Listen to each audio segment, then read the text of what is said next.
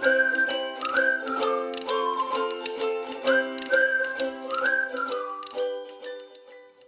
day, dear grade 10. Welcome to English 10 class. How are you doing? Great! I'm so glad to be with you. This week, our topic will be the use of information from news reports, speeches, informative talks, panel discussion, etc. in everyday conversation and exchanges. Have you been a victim of fake news? Or unintentionally you disseminated or propagated one? In this era, we have a lot of ways on how we can get information, anytime and anywhere. These information may come from news reports, speeches, informative talks, panel discussion, everyday exchanges, media platforms, social media, digital news, websites, and of course, from radio or from printed newspapers. However, are you sure that the information you gather are credible and reliable? Are they not fake? How do we use this information in our daily lives? How do we benefit from them? Are you someone who will verify the news or information before sharing it to others? Are you a responsible information disseminator? This week's lesson is a relevant one because we will be promoting awareness in responsible information usage and dissemination around our community, in your social accounts, and the like. At the end of this lesson, you are expected to determine the use of information, verify facts from news reports, speeches, informative talks, panel discussion, etc., and share views and opinions which may formulate solutions and answers to different queries. Evaluating various information from news reports, speeches, informative talks, and the likes can help you determine whether what you hear and read is true. What are the different sources of information and how useful are they? News reports. These can be found anytime and anywhere. There are printed and online news that can be accessible. We can watch news events from televisions and listen from radios. Nowadays, we can access news reports via online broadcasting like YouTube and TikToks. The main purpose of news reports is to inform readers, listeners, audience of what is happening in the world around them. Reading and listening to news can be beneficial to us because we keep ourselves updated from what is happening around us. Speeches. These are one of the many sources of information too. These are taught to students like you to improve your writing, listening, and most specifically, communication skills. Speeches serve these general purposes: to inform, to persuade, to instruct, and to entertain. From these speeches, we gain information and knowledge. Informative talks and panel discussions are sources of information too. They provide interesting, useful, and unique information to audience. The information that we gather may have emotional impact to us and may improve our critical thinking skills. Information is disseminated to improve knowledge and to make better decisions and judgments. These sources of information are useful in our day-to-day activities, communication, and exchanges. Therefore, it is certainly significant that we put them to good use. How are we going to avoid fake news? Let's watch this video. In a market of uncertainties and constant changes, every decision needs to be made based on real facts, and every fake news can cause great damage.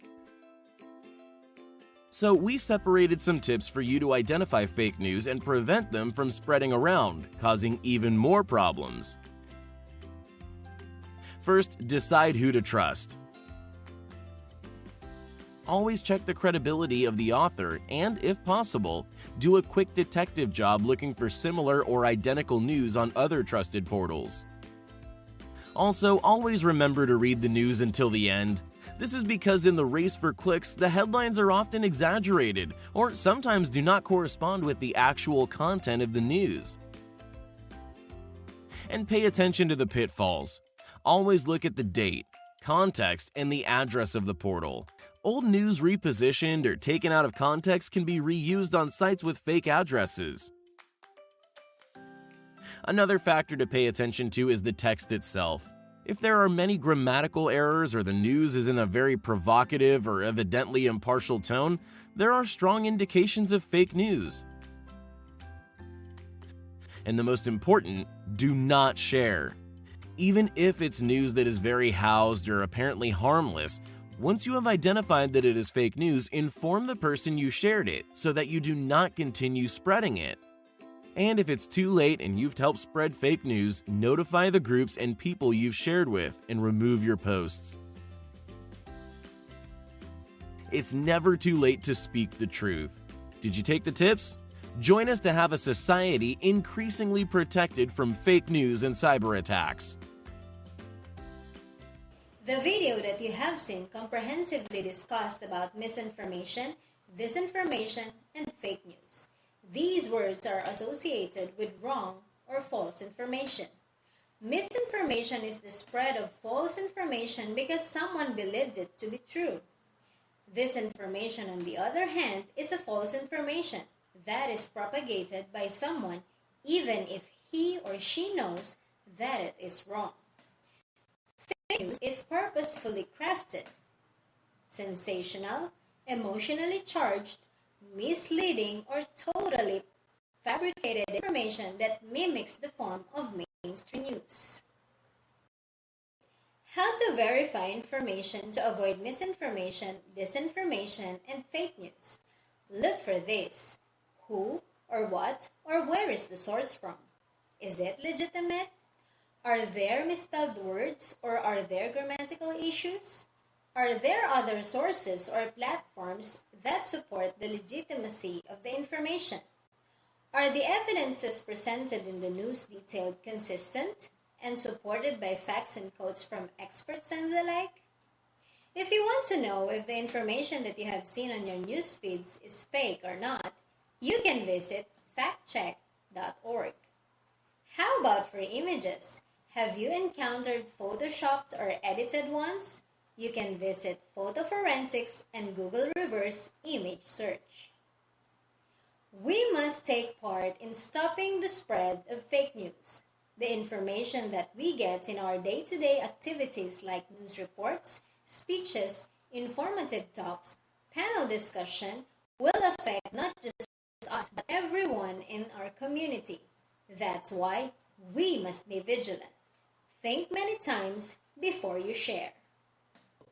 Let us do this short activity to find out if you have learned something from our discussion.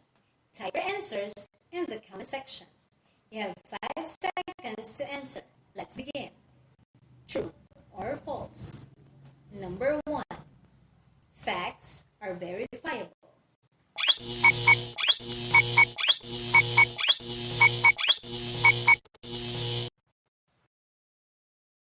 Here. Number 2. Disinformation is a false information that is propagated by someone even if he or she knows that it is wrong.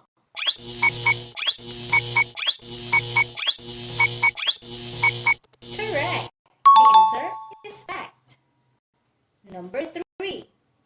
Information is disseminated to improve knowledge and to make decisions or judgments.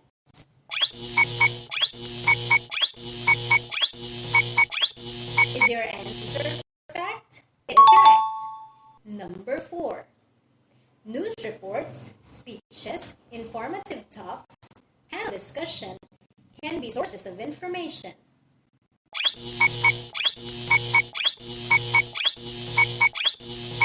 For 4 points, yes, it is a fact. It is okay to share information, especially if they are shared in your news feeds.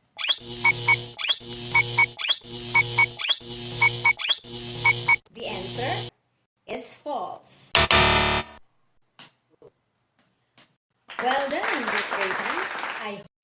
This lesson helped you and motivated you to use it responsibly and effectively. Remember, right and legitimate information matters, so be sure to propagate a real one. This time, let us determine how you can share your views and opinions from the news article and how you may formulate solutions and answers to different questions. Number 1. What is the impact of unemployment in the country due to COVID-19 pandemic? Number 2. What aspects of economy which can be disrupted because of the COVID-19 pandemic? And number 3. What could be the initial studies which analyze the relations between the affected people on lockdown and unemployment rate during COVID-19 pandemic? Unemployment soared to 17.7% in April 2020, equivalent to around 7.3 million jobless Filipinos amid the coronavirus pandemic, the Philippine Statistics Authority or PSA announced on Friday, June 5. National statistician Dennis Mapa said this is the highest unemployment rate on record. Unemployment was only at 5.3% in January 2020, or 2.4 million people, and 5.1% in April 2019, or 2.3 million people. After January 2020, an additional 4.9 million people became jobless. The Department of Labor and Employment earlier estimated 5 million jobs would be lost due to the pandemic. Records began in 1987 with the highest rate for that year at 10.2%. MAPA also added the last double-digit jump in unemployment was in the second quarter of 1991, when it hit 14.4%. MAPA noted, however, that figures before 2005 are not comparable to the current rate since the PSA revised the metrics of measuring unemployment in 2005. For those who have internet and data connection, you will submit your outputs in the Padlet link that is posted. And for those who have none, you can write your output on a piece of paper. That's it for today. I hope you learned a lot. For clarification and inquiries, you may reach me in my Facebook account. With Momsy, English is fun. See you next time. Keep safe and God bless.